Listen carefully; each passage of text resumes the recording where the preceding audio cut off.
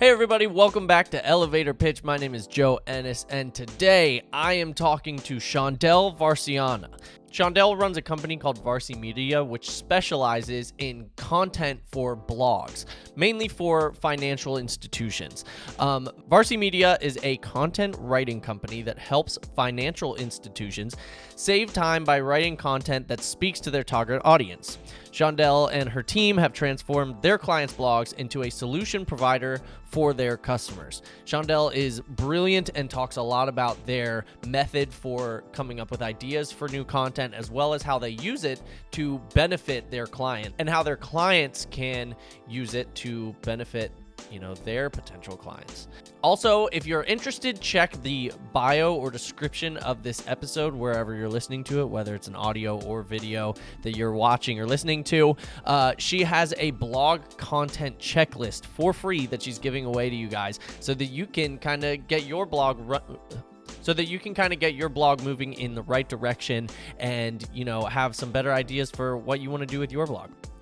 Anyways, I really enjoyed this episode. I think it's always really fun to interview someone else who is into content creation and strategy because they always back up all the points that I try to say all the time.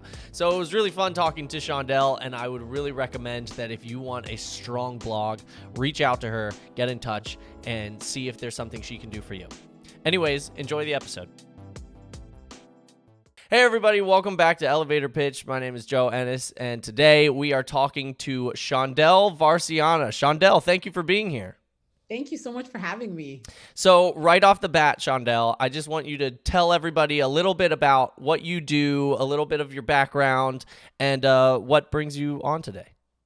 I own a writing company. It's called Varci Media. We write for financial institutions. We mainly write blog posts. Monthly blog posts for our clients that either just don't have the time to write it or come up with topics and things like that. So we kind of manage their whole content. We do content management for them.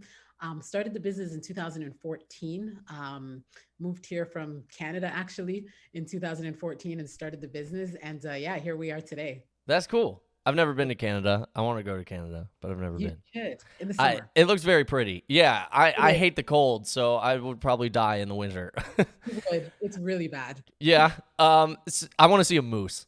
That's my goal. There.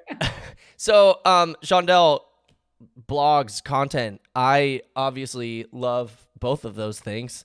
A lot. Obviously, I focus a little bit more on the digital content side of, video and podcast and stuff, but I very much see the importance of blogs all the time, as well as strategizing blogs, as well as the difficult task that is to come up with new content for those blogs. It's not an easy thing. What are some of the biggest issues that you see businesses run into? Maybe that falls back onto, why they come to ask for help.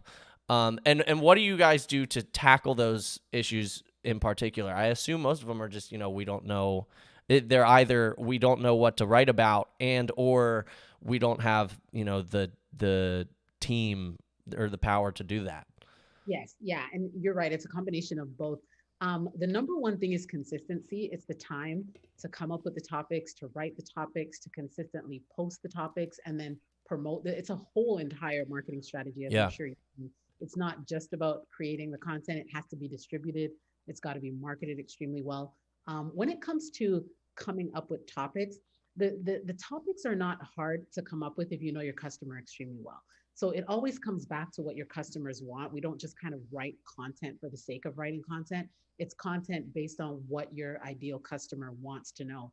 And the more you get to know them, the easier it is to come up with topics based on what it is they want to know. What are they talking about? What are they complaining about? What questions do they have? Your content should always be around exactly what your ideal customer wants at that particular moment in their life. And then you just, come up with topics based on what they're talking about. So it shouldn't be a guessing game. It shouldn't be what's trendy. It really comes down to what it is your ideal customer wants, and you just give it to them. I love that. I mean, I 100% agree that, there's a lot more to blogs than just writing the blog. You need to know, what's going to be received well. And that does start with, who is your audience and who are your ideal customers potentially. Do you guys, follow-up question to that, how do you guys tackle that? Do you guys have a specific method of figuring that out? Or is that something, and I assume this isn't the case, but is that something that you're hoping a lot of the clients that you work with already know? Yeah, we do hope that they know that. And if they don't, like we write mainly for financial institutions now, but we actually used to do a lot of work for SEO companies, digital Okay, cool. marketing, and things like that. So we really understand how optimization works and all of that good stuff. So that helps for our customers that aren't aware of what their ideal customer wants. So we give them a lot of tips on how to find out what their ideal customer wants. And a quick tip is really just show up where they are. Find out exactly where they're congregating, where are they hanging out, and show up in those places. So our clients, for example, a lot of them, we work with banks and financial institutions and things like that. And a lot of their clients are on Facebook, in Facebook groups. So I'll always suggest that they task someone to join a Facebook group. Like, for example, if they're wanting to go after first-time homebuyers, there are tons of first-time homebuyer groups on Facebook. So I suggest that they task someone to go into those, maybe just one or two of the groups. Like, I'm not saying join, there's hundreds, if not Yeah. thousands. I'm not saying you only need to join two, and join the ones that have the most amount of people and are the most active. Because then you just need to go in there, spend like 10 minutes a day and be a fly on the wall. That's really what you should do for like 3 to 6 months. Go in there every day for like 10 minutes, listen to what people are, or read what people are talking about. You'll start to notice patterns in what people are asking, misconceptions people have, what people are complaining about. And then you just look for patterns and start creating content based on that. And if you want to take it a step further and do some search engine optimization, now search for keywords that are in line with what they're talking about in these groups. And then you have more of a holistic approach when you're writing content. So that's part of just getting to know your audience and writing content based on what they're talking about. And Facebook groups is just one thing. I mean, Clubhouse is huge right now. There's a lot of groups. There's a lot of Clubhouse conversations that are having your ideal customer could be in there. Forums is also another place that so wherever your ideal customer is where you want to go and get to know them consistently and get to know what it is they're talking about.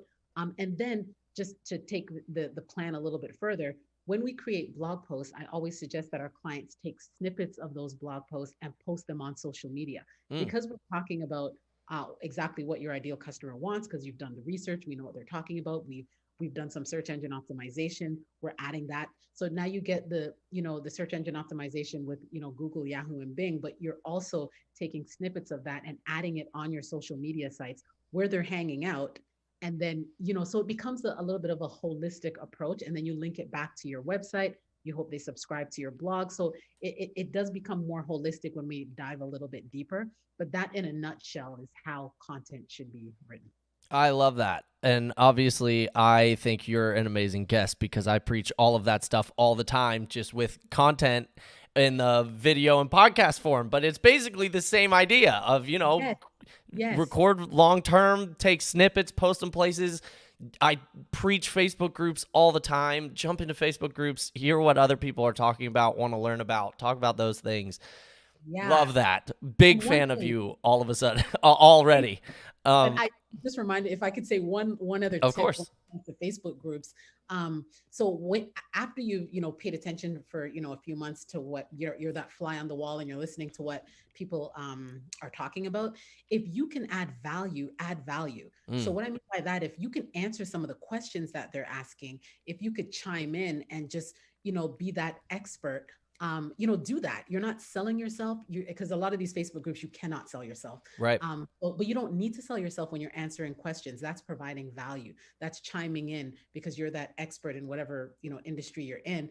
And then eventually, and by the way, when you're doing this, your Facebook page should be all decked out. Contact information, exactly what you do, who you are, your website, all of that should be there. Because when if you're answering a lot of questions, there'll always be people that will never like your question, that will never respond, but they may go to your page and check you out. And when they're ready, they'll raise their hand and direct message you for your services or your product or whatever it is that you're selling. Yeah, 100%. And I can 100% back up everything you're saying. I mean, I've gained clients from being in, podcast groups and YouTube groups. When people ask a question like, hey, how do I do a certain thing? Just being like, hey, here's how you do it. Little tip for you, and let me know if you need any more help. I've gained clients from that because they then reach out and they're like, hey, this was super helpful. I would love to hear more about what you do or see if you can help me even more. Absolutely. So 100%, I back everything you're saying for multiple reasons. First off, you get to learn about, who your audience is, and who you're really reaching out to, but potentially also just gaining clients from it too, Yeah. hopefully. Yeah. Or at very least, connections and Yes. a network. So Yes. that's amazing. That's what it comes down to, relationship building. That's the whole, really what I'm getting at when I say join these groups is building relationships and getting to know people and getting to know your ideal customer, because they may not want your service now. They may want it 6 months from now. They may want it a year from now, but it's part of building your brand. So more and more people know who you are, what you do, so that when they're ready, they'll reach out to you. 100%. 100%. So, Shondell, my next question, moving on here a little bit. What Varsity Media specifically, what do you think sets you guys apart from other content creating / blog writing companies? There are a decent amount starting to come up, but what sets you guys apart from someone, from another business that would do something similar? We're very niche specific. So there's not many, there are a lot of content writers, a lot of content companies. I mean, there's tons of competition in terms of content writing, Yeah. because you've got freelancers, you've got agencies. We're more of the agency approach. There's not many niche specific content companies that focus heavily on the financial institutions. There's more that are more just a broad range of industries that they service. Sure. And we were that too. So I'm not, knocking at all. We've just decided to become a little bit more niche, simply because it's just a lot easier. My entire background is financial institutions. So I'm licensed to do mortgages in Canada, in Ontario, as well as the state of Georgia. So my whole background is working with banks, mortgage brokers, all of that stuff. So it was an easier transition because I understand the industry extremely well, and it makes it a little bit easier because now, and I'm a part of a lot of financial writer groups. So it also makes it easier to find writers who can work for the company Yeah. and for the banks. So it just made sense for us to become extremely niche focused. So that's one thing that separates us is my background, as well as we're very niche specific in who we write for. And we're only focused on blogs. So we don't really, and website content. So we don't do white paper, we don't do press releases. So that really separates us because we're niche specific and we only focus on really a couple types of content. Cool. That's awesome. My next question we kind of just tackled, which usually is, why is this important? But I'm going to change it a little bit because we kind of talked about a lot of it. If there are people out there that, business owners or financial institutions or what have you, that are listening to this and they're like, yeah, this seems great, but I just don't know if I want to put, kind of the time and effort into it. And or the money. Why would you say that, they should? Why is it so important that people start realizing the power of blogs and using blogs to, their greatest potential? Because it's out of sight, out of mind. So always keep that in mind, that the less people see you, the easier it is for them to forget about you. And we're one component of a larger marketing. We're part of their marketing department. So I'm for videos, I'm for podcasts. Content writing is another component, right? Because you never know how your audience is going to want to consume content. So that's why I'm for all of them, right? So yeah, video is great, but not everybody can watch a video. And some people prefer reading, right? So it's just hitting your audience at different points. Give them podcasts, give them video, give them audio, and give them the written word. The more you give them, the more you're in front of them, the less they'll forget you. That's really the message. So it's, if you don't make time for these things, your clients won't make time for you. The potential customers you just won't get. That's just facts. I'm not saying that because we're a writing company. Just think about yourself. The more you see a brand, the more likely you are to remember that brand when you're in the market for insurance, or when you're in the market for pizza, or whatever. Yeah. Whatever it is. It's the whatever, whoever's in your face the most is who's going to get your business when you're ready for that particular product, service, food, whatever it is. Yeah. Just think for yourself. It works the same way. 100%. 100%. You're the best guest ever because I preach all this stuff all the time, and it's great whenever people can hear it from someone that's not me kind of backing me up. But I 100% agree. I mean, I'm preaching to people all the time the importance of just staying in front of people, whether Yes. it's through a blog or a podcast or a video or some other form of content.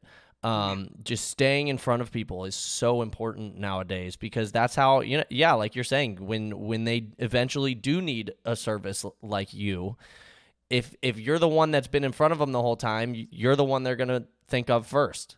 Exactly. And yeah, I 100% agree with that. I love that. It's a long game, and that's the message as well. It's always a long game when it comes to branding. When it comes, there's just so much noise. So and always, I know most of us always think about ourselves, but when you're asking yourself, is something worth it? Think about how you consume content. Think about what makes you buy a product. Think about what makes you buy a service. We're really very similar beings. mm, So if something attracts you, it will likely attract me as well. Maybe not the exact same product, maybe not the exact same service, but it's the same type of thing. If you ask yourself, why did you choose that company over another, right? Your friend could have said something about it. You could have seen an ad. You could like there was something that made. If you pay attention to your own buying patterns, you'll start to think of why people buy what they buy, and you've got to do the exact same thing as the companies that caught your attention are doing. yeah, I love it. I 100% agree. Yeah. 100%. Um, Shondell, next question, and obviously we've hit on this, but my next question is, who are your ideal clients? Now, what I'm gonna follow up, kind of change that question a little bit. First off, I assume you can work with anyone worldwide. Like, it doesn't have to be, you guys live in Georgia now, correct? So it Yeah. wouldn't have to just be in Georgia, would it? Do you guys work No. with anyone? Yeah. Anyone in the U.S. We don't really venture out too Yeah, that much. makes sense.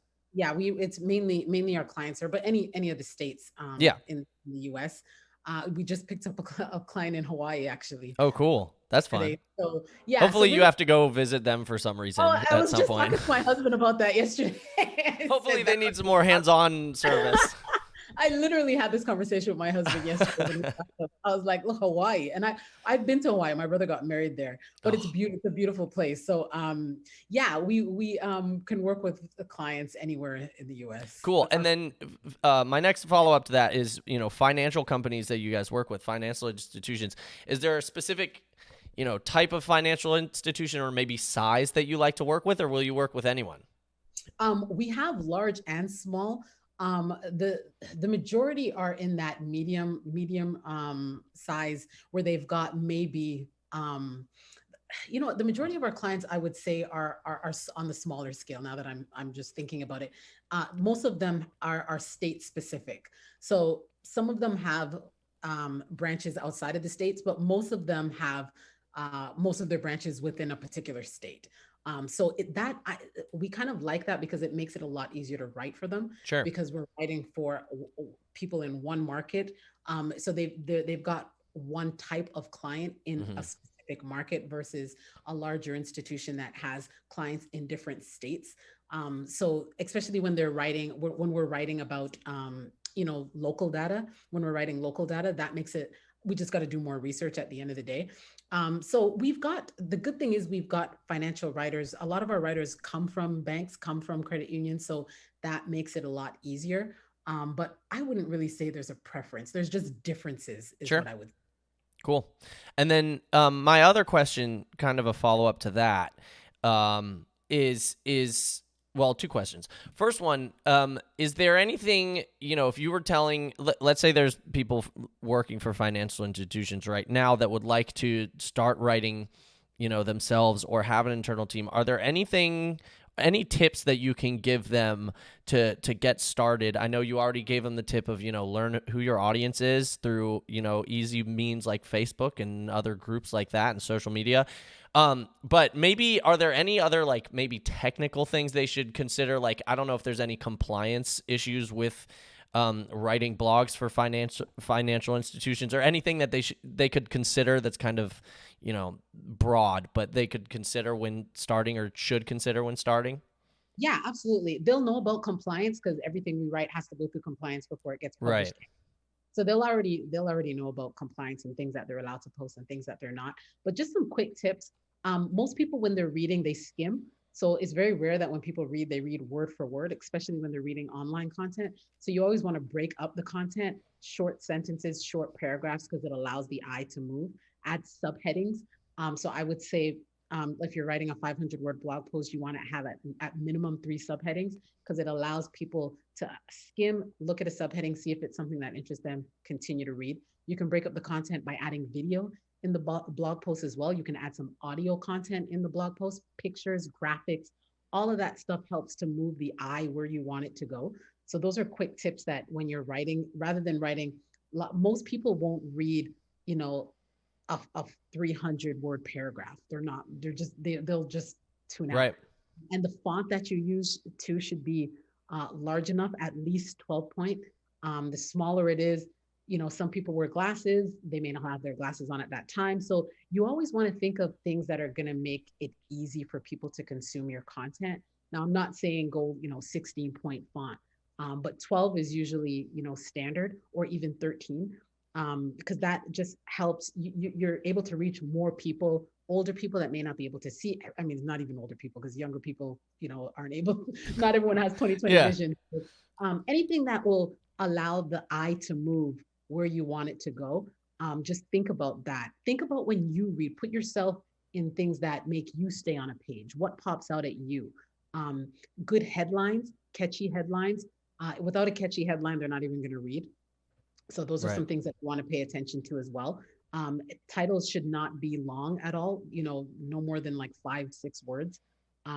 So those are just some little tips when you're writing content, just to keep in mind, to allow people to stay on your page a little bit longer. Love it. Yeah. I mean, I worked for a guy, Onyx and Gall. Onyx, if you're listening, I love you. But he's all about copywriting. His favorite thing ever. And he was always talking about, splitting things up, making sure that it looks pretty to read. Like, as weird as it sounds, like, it needs to look nice. And people are going to be more interested in reading it if it's broken up well and it's not just one giant blob of a paragraph. And if it's broken up well, it looks pretty. You got subheadings. So I 100% back everything you're saying. So very brilliant. And I think it's great that you guys do this for people. Shondell, if people wanted to get in touch with you, reach out to you, work with you, what would be the best way to do that? They can contact me. My email is shondell@varcimedia.com. I'm on LinkedIn all the time, because my ideal customer is on LinkedIn. Same. So, I'm on LinkedIn every day, interacting with people. I do have help with posts and things like that, but in the comments, it's always me in the comments, and in the messages, it's always me. I don't have my assistant helping me there. But yeah, LinkedIn, my handle is Shondell Varcianna. I'm on Facebook as well. Facebook is more for my friends. My ideal customer is not on Facebook. Just recently, folks started focusing a little bit more on Instagram. Again, my ideal client is not on Instagram either. So LinkedIn is where my clients are, and that's where I am every single day. Awesome. Well, and if you're listening to this or watching this, the link to Shondell's LinkedIn will be in the description, as well as a link to Varsity Media, so you can check out more stuff there. Shondell, thank you so much for being on today. Is there anything else you'd like to say before we kind of wrap up here? I just get started with content. However, whatever type of content you want, whether it's video, podcast, audio, really just get in front of your ideal customer, find out what they want, and give it to them. Love it. Thank you guys for listening. Shondell, thank you so much for coming on today. It was a great time. Thank you for having me. Awesome time. Hey, I want to thank Shondell for coming on one more time. It was a great episode. If you are listening to this on Apple or Spotify or any audio platform, make sure you subscribe. If you are watching the YouTube video of this, click above my head to subscribe. And over here is a recommended video, as well as our newest episode that isn't maybe this one.